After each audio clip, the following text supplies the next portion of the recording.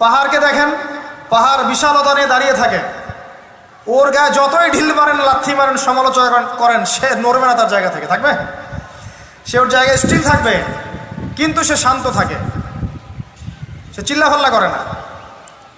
তাই যারা সাহসী বীর তারা বেশি কথা বলে না, শান্ত থাকে। যারা পাহাড়ের মতো দৃঢ় ওরা বেশি কথা বলে না। সাগরকে দেখেন, বিশাল সাগর, কক্সবাজারে যান, সাগরকে বিশাল সাগর গর্জন করছে, ভিতরে অনেক সম্পদ, অনেক মাখলুক আছে। আপনি সামনে গিয়ে দাঁড়ান, বিনয়ের সাথে আপনার পা ধুয়ে দিবে, কোনো অহংকার করবে না। প্রতিটা সৃষ্টি আল্লাহ পাকের এক একটা মেসেজ দেয়। ঠিক মেয়ে মানুষও একটা মেসেজ দেয়। কি মেসেজ? আল্লাহ পাক মানুষকে সবচেয়ে সুন্দর করে সৃষ্টি করেছেন, আর মানুষের মধ্যে মেয়েদেরকে সবচেয়ে বেশি সুন্দর করে সৃষ্টি করেছেন। আল্লাহ পাকের সবচেয়ে সুন্দর সৃষ্টি হচ্ছে মেয়েরা, এবং তারা খুব নরম হয়।